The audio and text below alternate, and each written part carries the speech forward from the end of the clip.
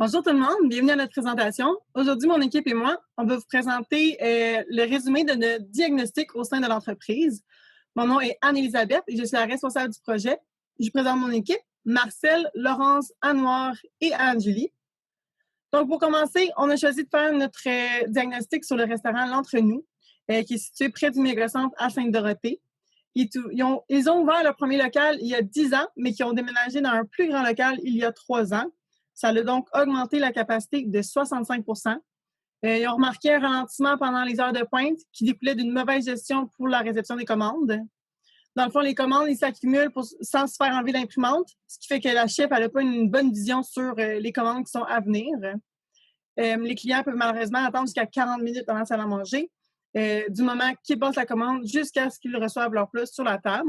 Donc, on peut comprendre que ça rend l'ordonnance des activités inefficientes et difficiles. Oui, donc comme a mentionné Anne-Élisabeth, les commandes, dans le fond, du moment où elles sont prises par la serveuse jusqu'au moment où cette même serveuse va venir porter l'assiette sur la table, ça prend jusqu'à 40 minutes. Donc, pendant les temps plus achalandés, on a une moyenne de service qui est d'environ 25 minutes. Notre objectif qu'on s'est fixé, ça serait que d'ici juin 2021, on aille réduire ce temps d'attente moyen à 20 à 25 minutes. Donc, je vais laisser la parole à Anouar. Bonjour tout le monde. Les conditions actuelles de notre restaurant L'Entre Nous, sujet de notre étude, sont les suivants. On a premièrement remarqué que le délai d'attente peut aller jusqu'à 48 minutes, comme c'est déjà abordé.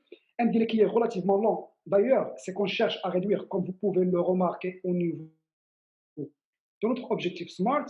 On a des coupons de commandes qui sont imprimés en triple, un pour le service, un pour le fourneau et le dernier pour la table froide. Aussi, on a remarqué que la quantité de plats à préparer n'est pas priorisée, puisque l'ordre se fait en fonction de la passation de la commande. Et maintenant, je laisse la parole à Laurence.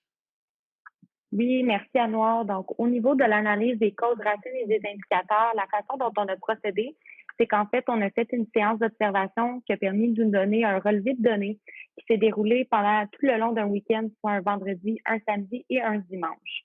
Pour commencer avec l'analyse de Pareto, on a été en mesure de démontrer la provenance des types de problèmes.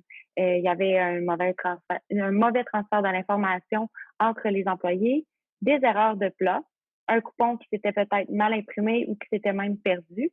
On avait aussi un non-respect des priorités de commande en fonction soit du volume ou de la quantité des plats, que ce soit par 2 clients ou si c'est 10 clients pour la commande.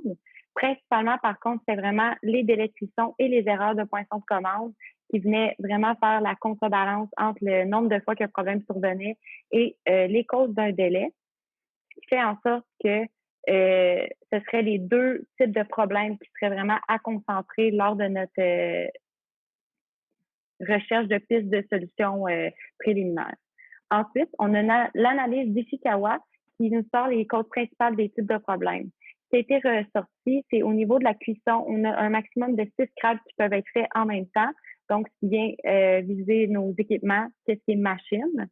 Deuxièmement, on a le manque d'expérience des serveurs, en plus que de la difficulté de recruter de la main-d'œuvre. Et finalement, on a un environnement avec un espace de travail qui est restreint.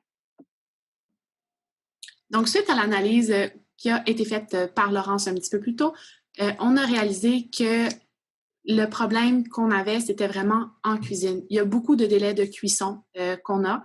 Donc, c'est ce qui crée notre goulot d'étranglement. Par la suite, on a réalisé qu'il y avait un problème de communication entre les clients et les serveurs. Il arrivait des fois que les serveurs notaient pas la bonne commande, donc ce qui rajoutait aussi du temps d'attente dans le processus. On a aussi réalisé qu'il y avait une corrélation avec le volume de commandes et le nombre d'erreurs qu'il y avait. Donc, durant les heures de pointe, en fait, c'est là qu'on remarquait qu'il y avait le plus d'erreurs. Comme solution par rapport à ça, on pense qu'il serait bon de reviser les plats sur le menu avec leur temps de cuisson. On pourrait y aller avec de la pré-cuisson qui pourrait être une option. Aussi, on pense qu'il serait bon de définir une procédure standardisée pour les serveurs. Donc, ce qui veut dire de peut-être faire une rétroaction, donc de de reconfirmer la commande avec le client pour s'assurer que tout est correct. Donc, c'est un contrôle qui peut permettre de limiter, de réduire, dans le fond, le temps du processus. Donc, au final, notre plan d'action pour les prochaines étapes, on aurait les deux volets, là, un peu comme mes collègues l'ont expliqué déjà. On aurait vraiment un volet cuisine puis un volet salle à manger. Donc, on commencerait avec ce qui est salle à manger en janvier déjà pour commencer assez tôt dans l'année pour pouvoir être certain de pouvoir s'ajuster puis atteindre nos objectifs en juin comme on s'était fixé. Donc, premièrement, ça serait le 4 janvier. Un atelier avec l'équipe de service pour standardiser, là, un peu comme Anne-Julie nous disait. Fait que ça serait comme une formation ou un coaching pour mettre la façon de travailler uniforme. Ensuite, la semaine d'après, le 15 janvier, 2 semaines après, une rencontre avec la chef cuisinière là, pour visiter le menu puis voir là, vraiment comment on peut optimiser son temps en cuisine pendant les rushs. Donc, c'est ce qui conclut notre présentation d'aujourd'hui. Si vous avez des questions ou des commentaires, n'hésitez pas.